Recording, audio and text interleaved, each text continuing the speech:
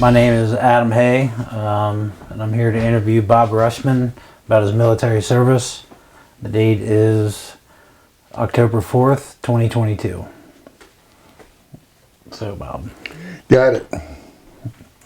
So, Bob, can you tell us where you grew up and what was your childhood like? Did you always want to serve in the military while you were growing up? Or? No. No? No, I didn't. I was raised up there in 4 Mile and had a real good childhood. I mean, we had real good parents, a real good family. Mm-hmm. And then after that, I went to kaput. But I had at the time I went in, they had a draft going on. So either I had my physical for the Army. The first one I had, they said I failed it. So 30 days later, they called me back again. And they started where they left off, and I laid around in the bed for I don't know how many hours before they found it. I said, "How's my blood pressure?" And I said, "How's it now?" I said, "It's good enough to go." And I said, "Okay, I ain't coming in the Army though." I went and enlisted in the Navy right after that. As soon as I got home, I called him up and said, "When will I be leaving?" He said, "You'll be gone in 30 days." I said, "Yep, but I will, but I won't be in the Army." That's when I went down and signed up in the Navy. So you enlisted in the Navy, so you didn't have to go in the Army? Yes. Okay. Didn't want the Army. Yep. Nope. Not in those days. So, what year did your service begin, and what was your MOS? Year was October 1965 is when I went in. So in the beginning. And I went at the Great Lakes up in Chicago for boot camp, and I was up there for 7 weeks. Come home and stupid. I mean, I was kind of dumb, but I got married when I come home from boot camp, which was dumb. And then after I left there, then I was home for 2 weeks, and I went shipped out over to pick up the USS Forrestal. Yeah. And that was they shipped me out from New York to Spain, Barcelona. No, not Barcelona, Madrid. Went to Madrid, Spain, was up there for a few weeks. We were getting ready to find out when the ship was going to be in. And then next thing I know, I'm on a plane for a cargo plane to Athens, Greece. And that's how I picked the ship up in Athens, Greece. What was your job in the Navy?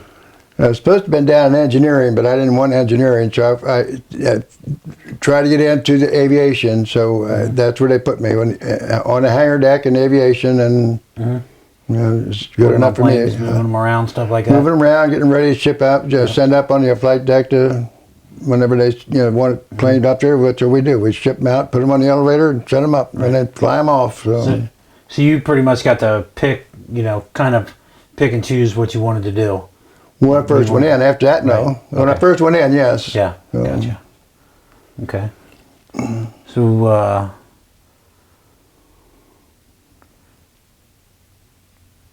and where was your assigned duty station at? Like, if you weren't out on the ship, where were you? Did you have a base? Forrestal. USS Forrestal. So that's where you were stationed on the ship. So it was always on the Forrestal. Always on the Forrestal. I mean, you could live off base, right? But you had to pay for it. I mean, they didn't pay for it. But so even when the ship came back to port, Norfolk, you lived on the ship there. Yes. Well, I did rent a house because my wife came up to live there too, because we was in dry dock for a while, and so she came up there and lived with me. So we had to rent an apartment. Gotcha. Okay.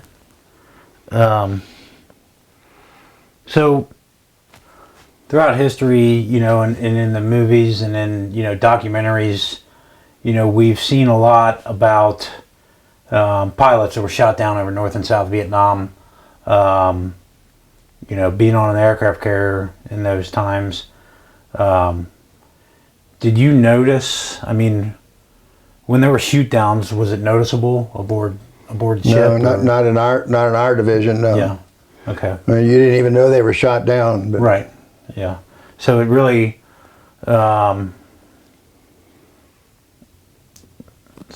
didn't affect morale of the whole boat per se. No. Just no. maybe morale of flight squadrons. If you forget, you had like 1,000 men on a ship. Right. Yeah. So yeah, it didn't. Right. It didn't spread throughout the ship. No. Yeah.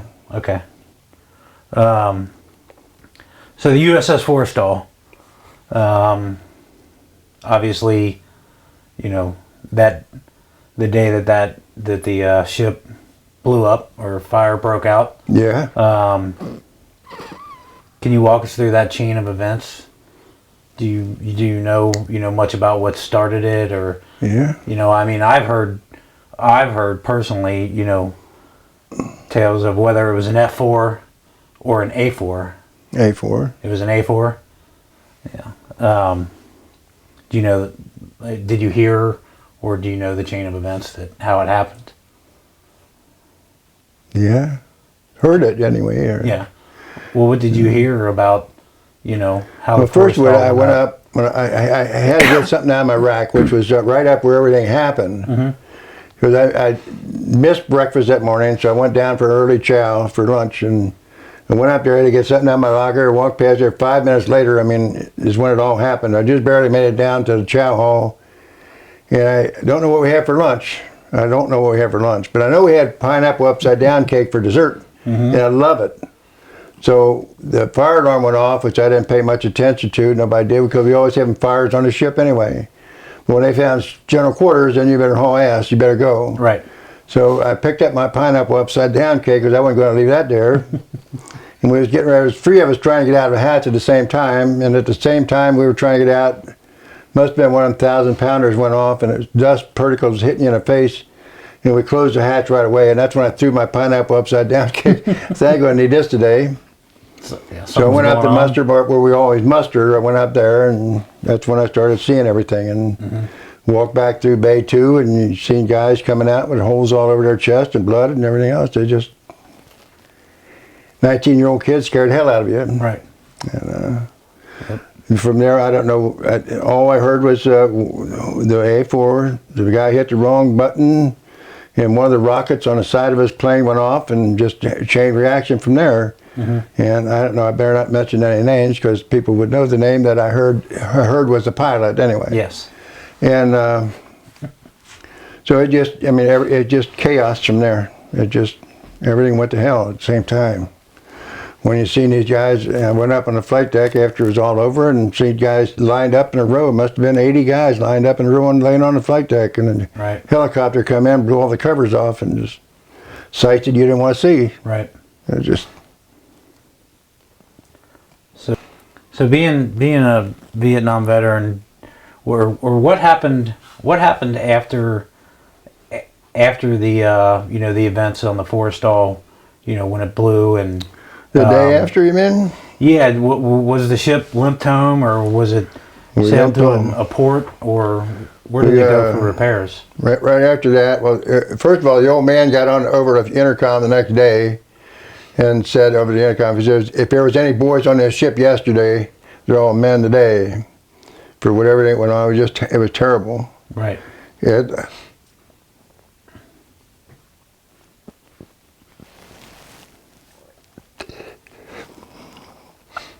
from there on, you had they got off everybody that was injured. They was able to get them off of the ship onto another hospital ship. And then it was I don't know, a dozen guys they couldn't identify. They were in plastic bags or body bags, and they couldn't take them off the ship.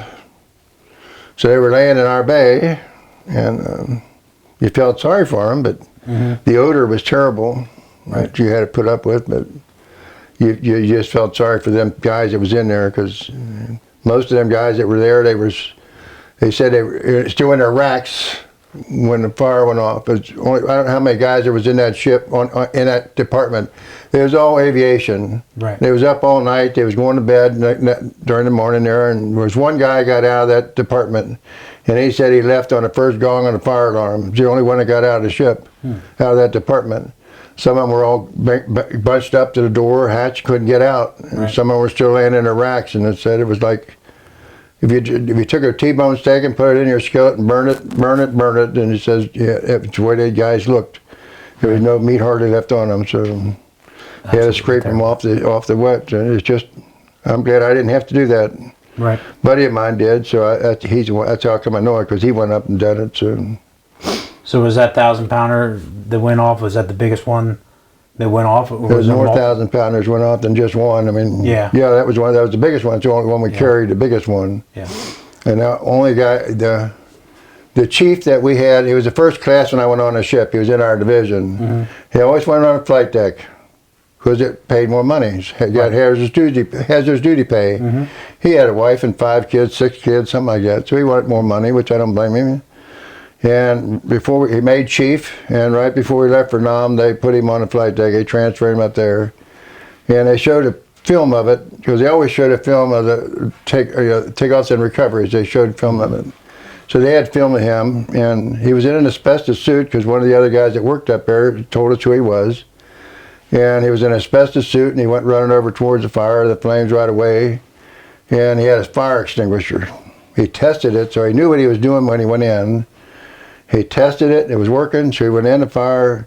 He was standing over a 1,000-pounder when it went off. So there was nothing left. I mean, he was just gone. So. It amazes me that ship was, saved, so to speak. I know what it's like to have a 1,000-pounder go up by. I've had one drop danger, a couple of them drop danger close to my position, and knowing what the aftermath of one is, it's amazing. They put holes in it as big as this room. Put holes in the flight deck, and we were disabled, and that's we went from. We floated around for another 3 days out in the ocean, and then we made it over to the Philippines, and that's where we stayed for a couple of weeks, and then we transferred back to Norfolk, and we had our fleet it's like 7 ships, and we're the main one, right? And they have to protect us, so we couldn't. We were gone. We were done. So they went back with us, and they protected us getting back home again. So sent back. So did they send over another fleet, to replace? I'm sure they did. I wouldn't know. I'm sure they did, though. Yeah, they had to. Yeah. Okay. So, being around here, in northern Kentucky, we're kind of a conservative, area. So, did you have any negative treatment towards you as a sailor or Vietnam vet when you came home, or when we come home, it's different. Yeah. When you're on with the ship, everything was great. I mean, the only thing that I was not familiar with is the drugs, and I didn't know what they were because we had nothing like that around here. Right. That was the only thing different that I experienced on the ship, and it you had a certain group of people. That's what you hung with. If you had an enemy, you stayed away from them. Right. Your buddies. Because if you didn't, you could have found yourself over in the water some nights, and I know that happened. It happened more than once while I was out there. Right. And it was always pitch black, rough seas. They wasn't coming back. So I stayed away from somebody you didn't like. That was. I don't know where we was at before, but coming home, it was nothing. I mean, people didn't like you. They didn't like what you done. Not like they didn't like you. They didn't like what you done, because at that point they was all against the war in Vietnam. Even around here in northern Kentucky. I didn't have nobody spit on me or nothing like that. No, but I never heard it. You never heard one thank you. You never heard one welcome home. Nothing. No. It's a shame. And then you hear it nowadays that people will tell you all the time, thank you for your service, but where was you at 50 years ago, Right. Yeah, you guys were treated a lot differently than we, Yes, a lot different. People nowadays come back from Desert Storm, they hand them the key to the city. Right. We got shit, in other words. And the only one I can't stand is Jane Fonda. I can't stand her at all. Won't watch none of her movies or nothing. I agree. I'm the same way. Don't want nothing to do. Even her old man, I try to shy away from him too, because he raised her. Both of you, why do you think veterans are treated better now than in Vietnam? Because no war is popular. I think that veterans are treated better now than they were in Vietnam because of the way the Vietnam veterans were treated. People learn as time goes on, and then they look back and you know, I agree with realize you. that our veterans were treated terrible, and they don't ever want to make that mistake again. They learn from the way that they were treated, because it's not, in my opinion, Vietnam. You know, he didn't ask to be sent there. Nobody asked to be sent there. The country asked them to go, and they went. And that's- you're done with the they told you to do. I mean, you was told to go. You're going to go one way or another. Some of them said no, we ain't going. Right. Some of them took off to Canada. You know, you had some like Muhammad Ali. He changed religion. He wasn't going to go either. So, Right. yeah, you done what they told you to do. You was going one way or another. So that's what I did. That's American. And I agree with him about the change of the times. So it's, Okay. So, what are your reflections on your military service? You know, the good, the bad, the ugly. You want to share? yeah. You hear a lot of the good stuff. That's what I'll hear. People, when you talk about your service, they all talk about the good things. And they don't tell you about the bad things. There's a lot more bad times and lonely times than there are good times. Mm-hmm. You know, yeah. I don't know what else there is to say about that. You know, he was very lonely. Sometimes, like when I first went in, I'm sitting over in Spain and I'm crying like a baby. I want to come home. Right. And you couldn't. So you learn to make up your mind that this is what you got for 2 years. Mm-hmm. This is what you got. So you better live with it. Right. So that's what I did. Yep. Done the best you could, and every day, that's what you done. So. I can relate to that. I felt the same when I got to Germany. Yeah. You know, I didn't know anybody. I was in a strange country, and Yeah. it was a shock. Yes. So, would you recommend naval service to our youth today? The Navy, I would go anytime. You know, I'm proud that I served in the United States Navy. I wear my Navy hats all the time, or whatever it is. I would go today if there was a war broke out around here.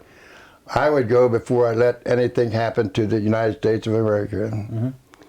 And the time I put in, I probably wouldn't do it over again, but I wouldn't take $1 million for the experience that I had while I was in there. Right. You learn a lot. You learn a lot of discipline while you're in there, and it carries you through your whole life. Right. So yeah, I'm happy I served, and even now I'm happier now because without them I wouldn't have been able to retire. Mm-hmm. But they treat me real good at the VA hospital, and I got no complaints with the service at all. So is there anything else that you'd like to talk about, or or any other stories, or buddies or anything? Some of them I probably shouldn't talk about because I won't do that, because there's times you went on like when we went over to Nam, we was out at sea for 30 days, never seen any land, and when you get it in the land, and hey, Party time. That's when you start drinking. Right. So Yep. Yeah. you had your friends that always had in the day you still got your friends that you was in the service with. They still talk to somebody. I got someone that I talked to, went up to see him here not too long ago. He lived in Indiana. Good man. I enjoyed what time I had in it when I was on with him, and it was really good to see him again. Yep. So before we started this, you mentioned that you didn't have any scrapbooks or taking photos. Is that a regret? Probably a regret that I don't have keep it? nothing, yes. Yeah. I guess I've moved so many times, you lose this and lose that, and so it's hard to say where they're at. So well, even my book I had, it was a nice book. It had everything. My boot camp had it. I don't have none of that stuff no more. But I don't know. Yeah, I'm the same way. When Charlene and I talked, she asked me if I had any pictures, and I have some, but there's not a whole bunch. I didn't take as many as I probably should have. And, that's a regret of mine. So, yep. To me, it was the same thing day in and day out. So I didn't need no pictures. Right. Yeah. Exactly. Yeah. It's trying to do the right thing, and day by day. That's what you done. Yep. Pick up that picture and okay. I don't see that reflection now. Do you? That's good. No, that's perfect. All right, now go ahead. Now All right. point out where you slept. I can't see it upside down. Somewhere around, where's it at? Somewhere up in here is where we slept, right on the flight deck. And you didn't hear anything at night because they didn't fly or land at night. All it was done 30 days, so you didn't hear them land. But you know, it had like I don't know how thick the metal was, but it had to be pretty thick. But during the day, it would heat. The sun would hit it all day long, and then the heat would come through at night. One night there was no air conditioning; it was out, and you couldn't stand it up there. It was so hot. But yeah, it's like 90 feet out of the water from the flight deck to the water. You know, when I first seen it, I picked that. If you ship up in Athens, Greece, I took the boat out, and I looked up at that, and I said, "There ain't no way in hell I ever jump off of that thing." But the day that you had a fire, I'd have jumped in a heartbeat. I'd have jumped. I had my flight vest on, and all the old man would hit. I see it was abandoned, and I think I'd been and gone before I got shipped out of his mouth. How high is the flight deck off the water? 90 feet. 90 feet. 90 feet out of the water. That's a hell of a jump. Yeah, hell of a jump. Yeah. We actually had some people that were on fire. They pushed them over. Yeah. To put the fires out. Were they recovered? Were they recovered? Yeah, well, I don't know. You never heard nothing more. Really? Even when you wouldn't believe how hard that water is. Oh yeah, absolutely. Even that 1,000-pounder, we throwed one of them off, and it hit the water and bounced. That's how hard that water is. That's why you're always told to go feet first. Yeah. Right. Point your toes. Yeah. Right. Cross your arms. Yep. And yep. You know, even when I was in boot camp, there I was told that if you ever thrown off of the ship and there's no way to recover, they said start drinking as much water as you can, as fast as you can, because you ain't coming back anyway. Right. Get it over with. Whoa. So how many launches and traps would there be a day? And were they? I mean, could you hear them even if you were under the flight deck? Could you hear the launches and the traps? Yeah. Sometimes you went up there. We were taking planes up, and they were setting them off. Yeah. So when they trap, it's kind of. I mean, that plane hits that carrier and the wheels don't hit it. Wire. The wheels don't hit it. Right. Not right away. Right. The hook hits. Right. The hook hits it. But it's got a wire that goes across. Cable goes across. Not a wire. Cable goes across, and they hit that hook. Did the cables ever snap? I've never seen one snap. No. Really? I've heard of them before, but I've never seen one happen. No. Right. So with that, so they didn't have any night missions? Well, I'm sure they did. Yeah. Don't remember. I don't remember. I'm sure they had something like that. Yeah. Right. So they were all at home before we went to bed. And if they weren't, we didn't hear them come in anyway. So. Yeah. So going back to something you stated, did you ever meet or see said politician? Anyway. Did you ever meet or see said politician? Didn't see him, no. No? I heard him. I knew he was there, but that's all I know. Yeah. That's kind of an interest to me. I believe that history should be factual and true, and there's a lot of people that say that said politician was responsible for that for what happened on the Forrestal. Yes, that was the answer that I heard too. So yeah. Was that a sentiment on board the ship?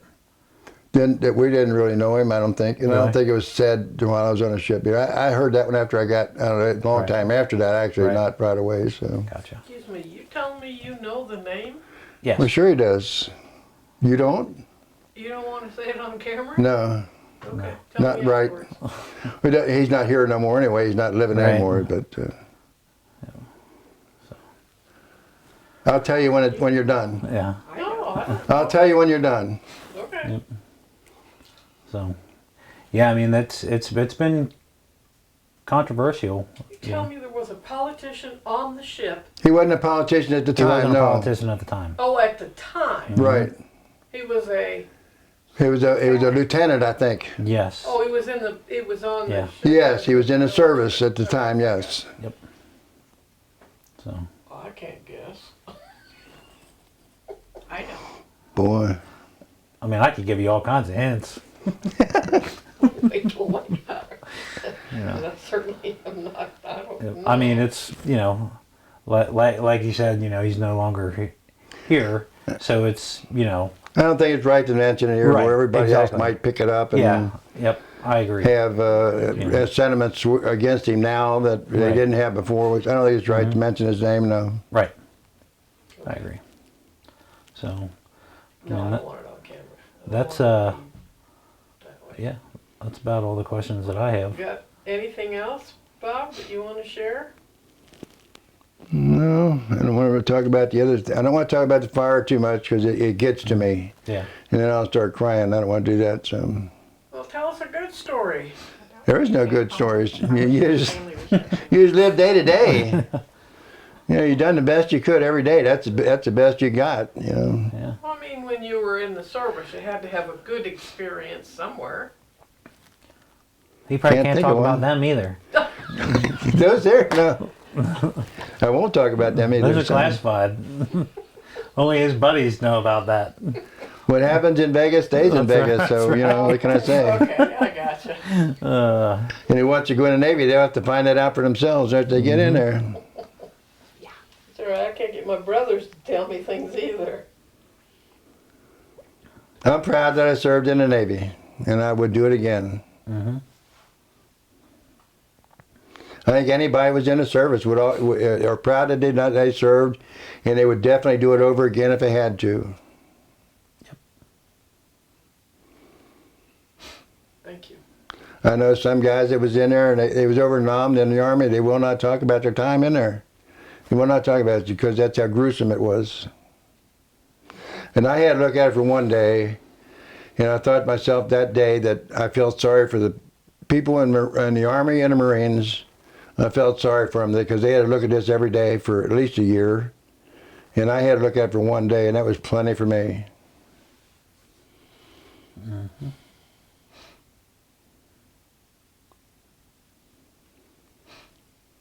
Thank you. Yeah. All right, that's all I got. You off? Thank you for sitting down and you're- talking with us. We Well, you're welcome. appreciate it.